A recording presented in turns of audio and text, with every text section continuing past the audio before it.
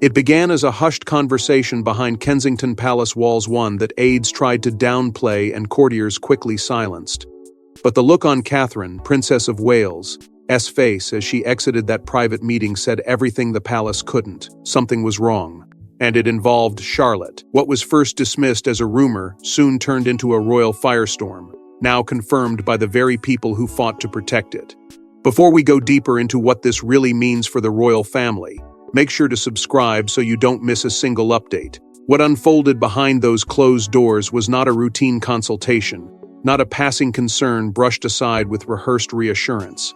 It was something far heavier, something that shifted the emotional gravity inside the palace itself. A confidential meeting had quietly taken place, bringing together Catherine, Prince William, and a select group of royal medical advisors whose presence alone signaled urgency. These were not figures summoned lightly. Their involvement suggested a development that could not be handled through ordinary channels, and yet the palace moved swiftly to contain it, instructing aides into an almost unnatural silence. Conversations that would typically ripple through the inner circle were suddenly cut short, redirected or denied entirely, creating an atmosphere thick with unease. Those who caught even a glimpse of Catherine as she emerged from that meeting described a woman visibly shaken, her composure strained in a way rarely witnessed. She did not speak, she did not linger. She moved with quiet urgency, as though every second mattered, leaving behind a silence louder than any official statement could ever be. And then there was William seen later that evening, not in public formality, but in a private moment that did not go unnoticed. He was with Charlotte, offering reassurance not through grand gestures, but through presence alone, a father attempting to steady something far deeper than surface concern. It was a moment that, to outsiders, might have seemed ordinary, but to those watching closely, it confirmed what had already begun to spread in whispers, that something was wrong, and it had been wrong for longer than anyone had admitted. Media insiders, who had sensed a subtle shift weeks earlier, began to piece together fragments that now felt impossible to ignore.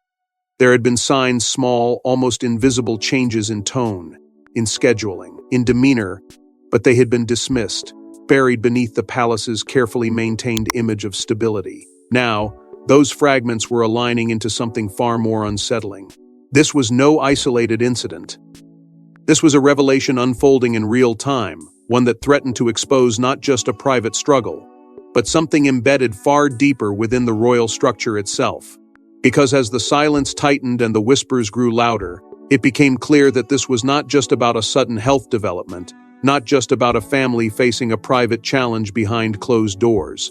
There was something else, something older, heavier, and far more dangerous waiting beneath the surface, something that had been kept hidden for years, perhaps even generations, now beginning to emerge in ways no one could control. But the chilling truth wasn't just about Charlotte's health, it was tied to a royal legacy that had long been buried, until now.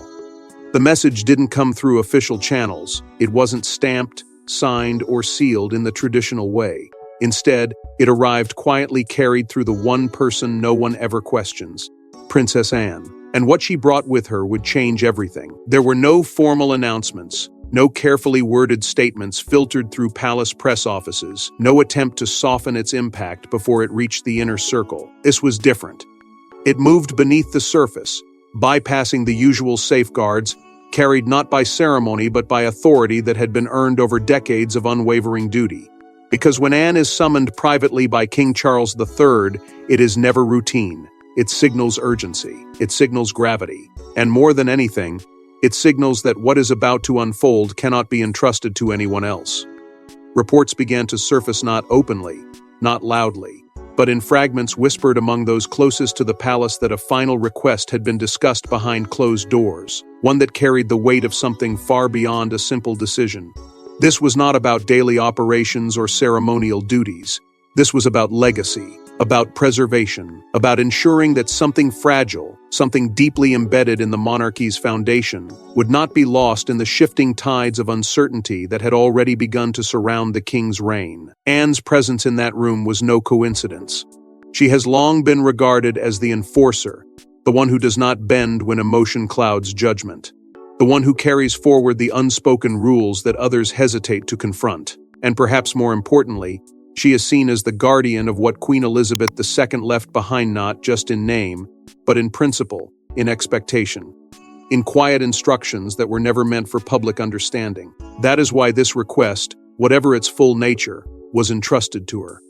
Not to soften it, not to reinterpret it, but to deliver it exactly as intended. And yet, even within the palace, even among those who operate at the highest levels of discretion, the details remain tightly sealed.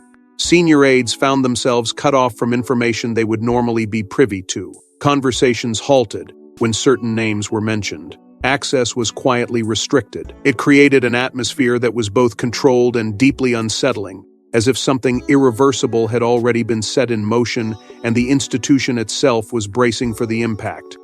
Those who observed Anne in the hours following that meeting noted a shift not in her composure, which remained as firm as ever, but in the intensity of her focus.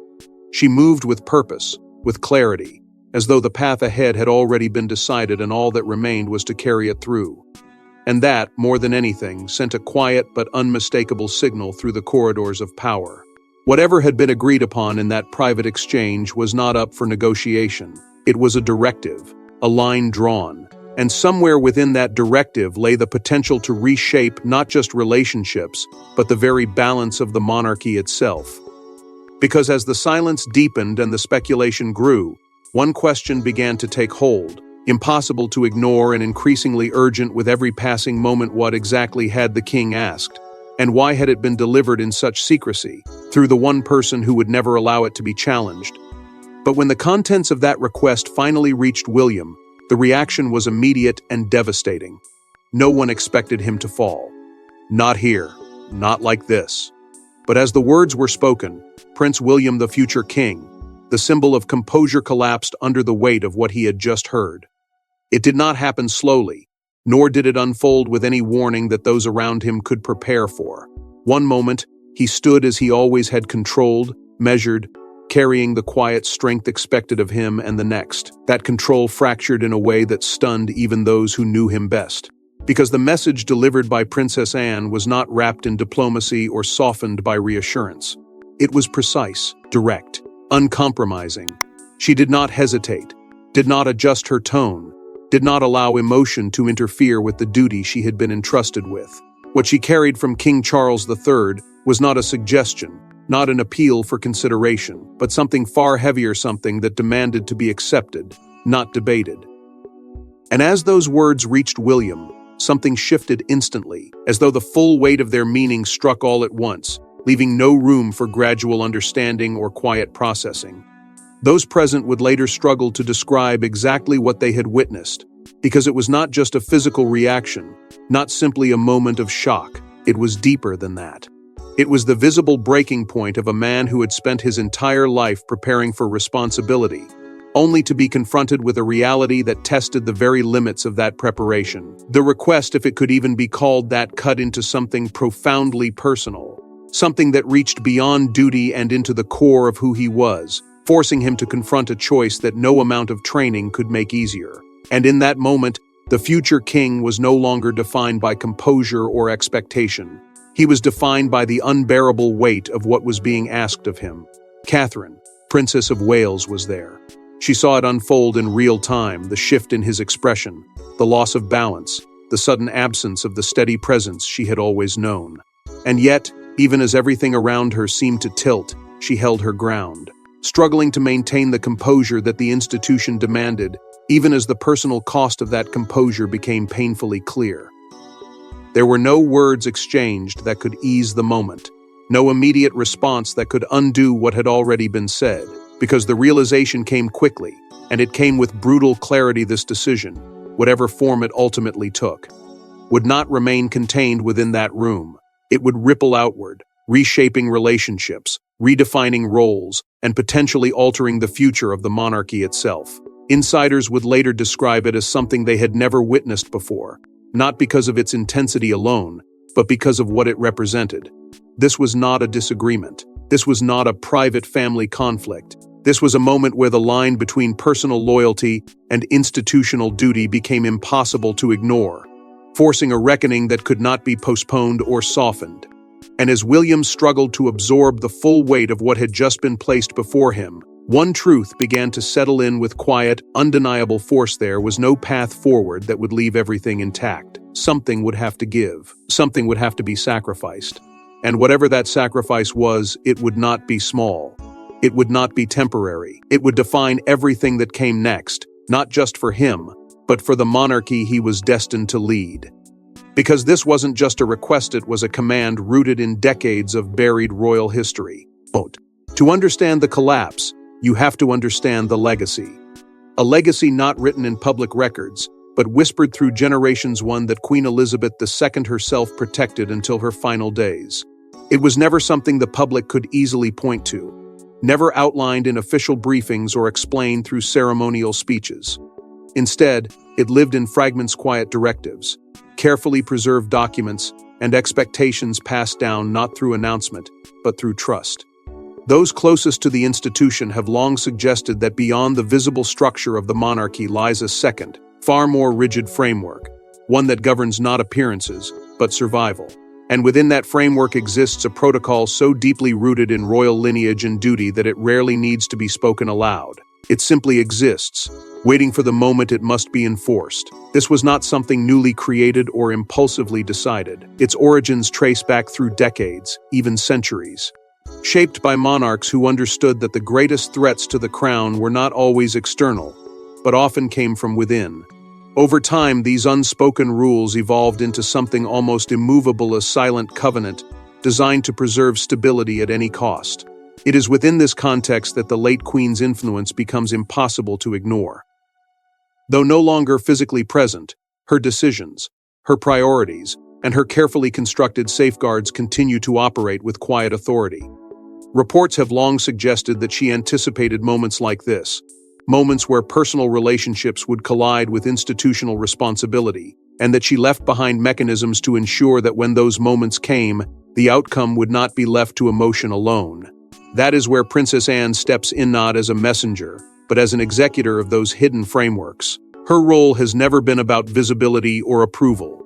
It has always been about enforcement. She does not reinterpret what has been set in place, nor does she allow it to be softened by circumstance.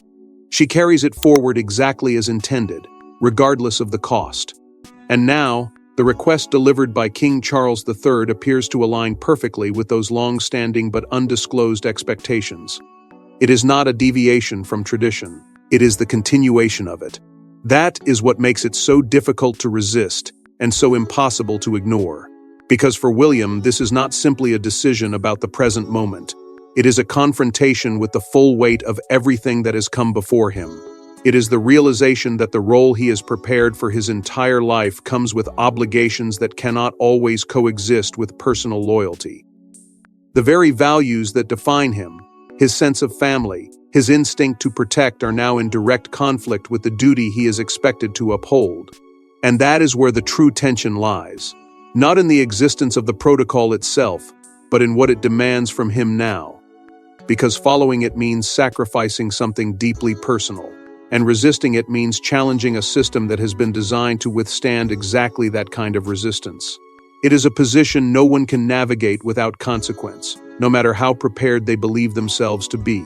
As the layers of this legacy begin to unfold, it becomes clear that what seemed like a sudden collapse was, in reality, the result of a pressure that had been building for far longer than anyone realized. A pressure rooted in history, reinforced by expectation, and now brought to the surface in a way that cannot be undone. And as that truth continues to unravel, it carries with it a stark and unavoidable realization: this was never going to be a choice that allowed him to walk away unchanged, no matter what he decided next. And as the truth unraveled, it became clear this was never meant to be easy for him. The palace didn't erupt overnight. It fractured quietly, methodically, and in ways the public would never immediately see. Because when a future king falters, the entire institution feels the shockwave. What followed was not chaos in the traditional sense, not loud confrontations or visible disorder, but something far more controlled and, in many ways, far more unsettling. Communication channels that once flowed with precision were suddenly restricted, tightened with deliberate intent. Messages were shortened, delayed, or withheld entirely. Access points, both literal and procedural, became guarded with a level of scrutiny that signaled something deeper than routine caution. It was an immediate lockdown, not announced but understood, as though the palace itself had instinctively shifted into a defensive posture, bracing against the consequences of what had just unfolded. Inside those walls, uncertainty spread quickly, not through open discussion but through silence and observation. Senior royals, long accustomed to presenting a united front, found themselves quietly divided not through public disagreement, but through subtle shifts in alignment, in tone, in the way decisions were approached. The implications of the king's request had created a fault line, one that could not be easily bridged because it forced each individual to confront their own interpretation of duty. Some saw it as necessary, a difficult but essential step to preserve the institution. Others, though far less vocal, carried a quiet hesitation, a recognition of the personal cost that such a decision would demand. And at the center of it all stood Catherine, Princess of Wales, navigating a space that required both strength and restraint. She did not challenge the process, nor did she attempt to disrupt the order that had been set in motion. Instead, she became a stabilizing force, grounding the uncertainty with a presence that remained calm even as the pressure intensified around her.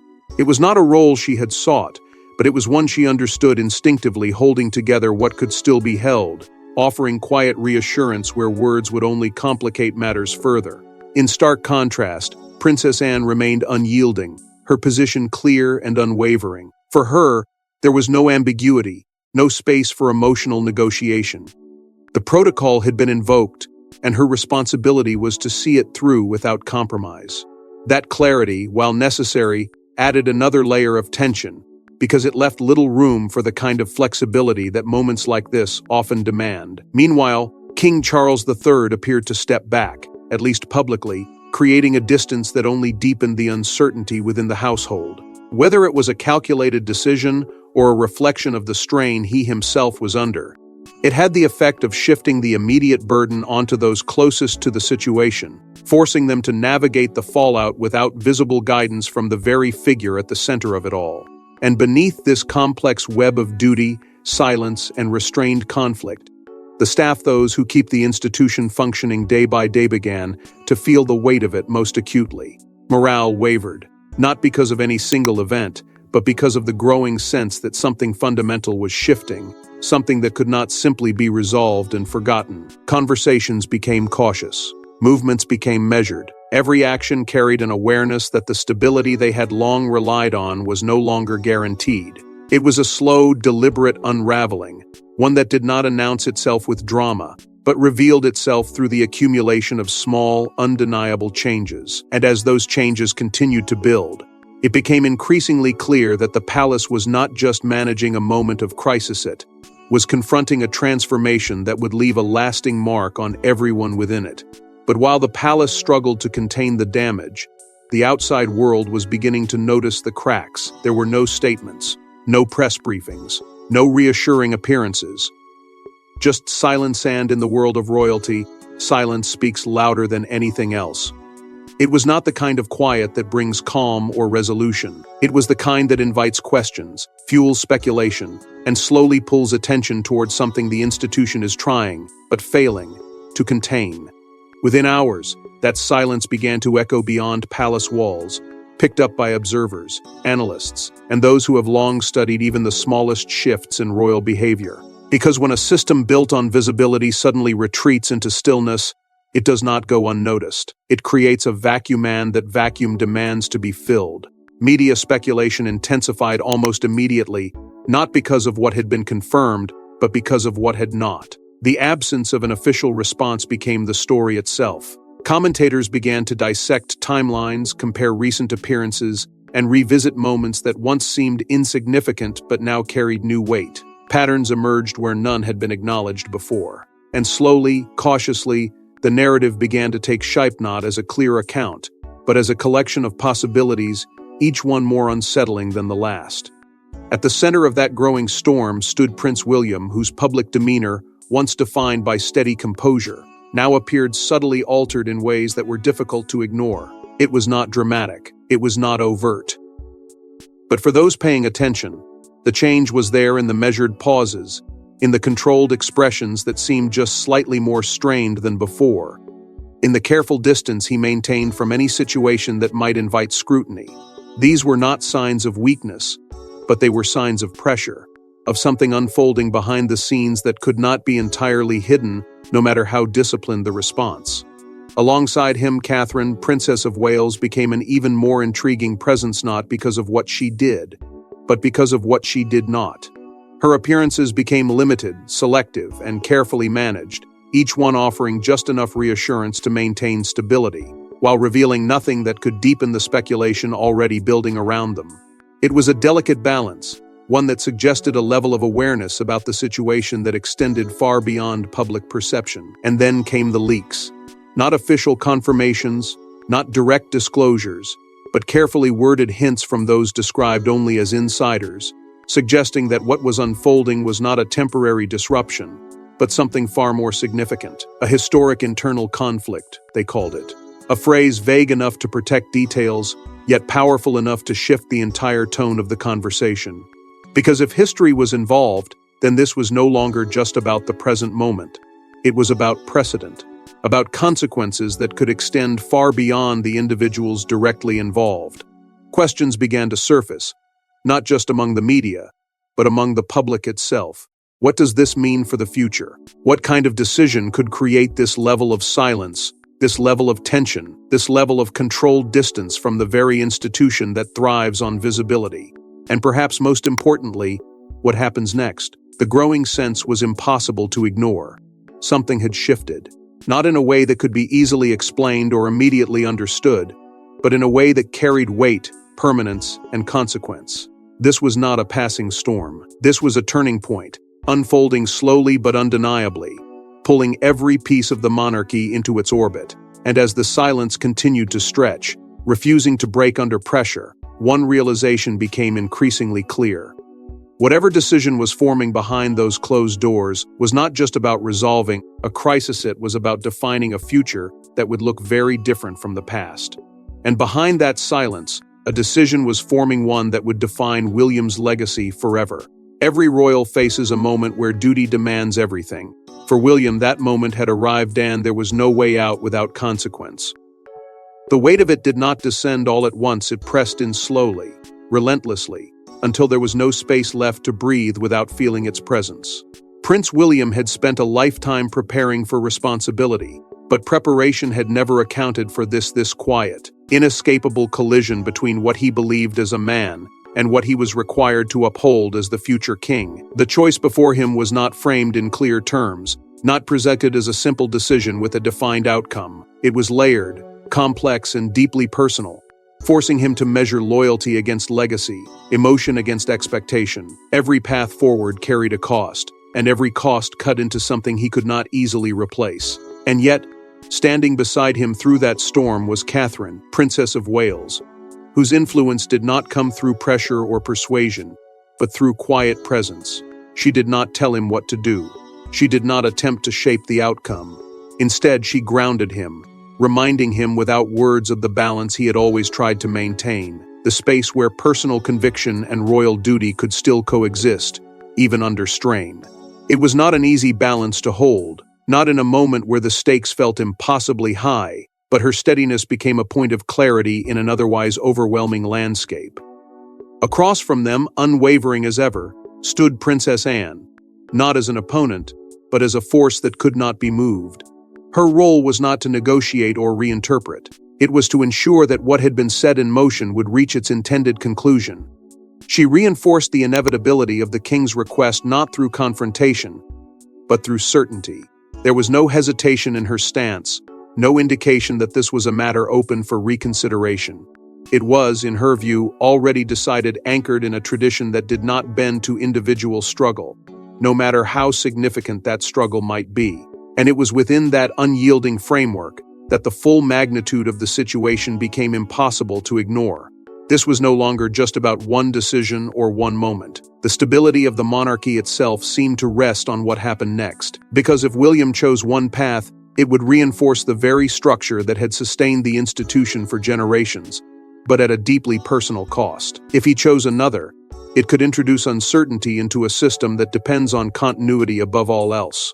There was no neutral ground, no option that allowed him to preserve everything he valued without compromise. And as the pressure built, as the implications became clearer with every passing moment, the emotional toll began to surface in ways that could not be entirely contained. The composure he had always relied on was still there, but beneath it, something had shifted. This was no longer about maintaining control. It was about enduring a reality that demanded more than he had ever been asked to give.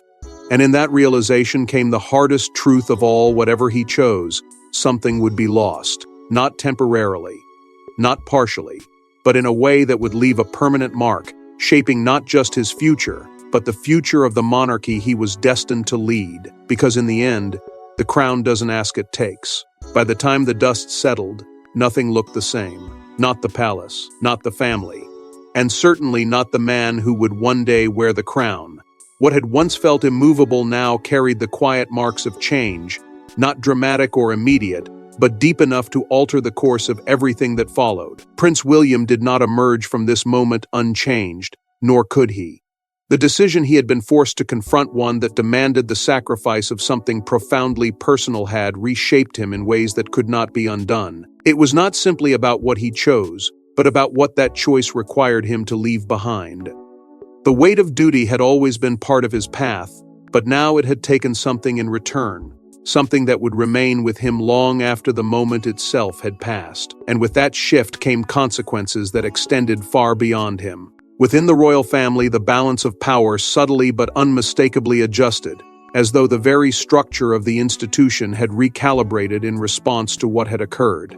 Roles that had once felt clearly defined now carried new meaning, new expectations, and new boundaries that would shape interactions moving forward. At the center of that recalibration stood Princess Anne, her position no longer simply understood, but fully realized. She had not just enforced protocol, she had embodied it, carried it through to its conclusion without hesitation, and in doing so, cemented her role as the ultimate guardian of tradition. There was no longer any ambiguity about where she stood or what she represented. She was the line that could not be crossed, the force that ensured continuity would prevail, regardless of the cost. And behind it all remained the influence of King Charles III, whose request had set everything in motion. Whether viewed as necessary or controversial, it had redefined his legacy in ways that would be debated long after the immediate impact had faded. It was a decision that spoke not just to the present, but to the future he envisioned for the monarchy, a future shaped by preservation, even when preservation demanded difficult choices. Yet amid all of this, one presence emerged with quiet strength, steady and unshaken. Catherine, Princess of Wales, did not seek attention, did not step forward with declarations or visible assertions of influence. Instead, she remained exactly where she needed to be, at the center, holding together what could still be held, offering stability in a moment defined by uncertainty. Her role was not loud, but it was essential, and in many ways, it became one of the most defining elements of what came after. Because while others enforced, decided, or reacted, she endured, providing a foundation that allowed everything else to continue without collapse. And as the immediate tension began to ease, replaced by a quieter, more controlled reality, it became clear that the monarchy itself had entered a new chapter. Not one marked by resolution, but by adaptation. The future was no longer as certain as it once seemed, but it was still moving forward, shaped by the choices that had just been made. This was not the end of the story. It was the beginning of something different, something that would continue to evolve, influenced by the consequences of a single moment that had changed everything.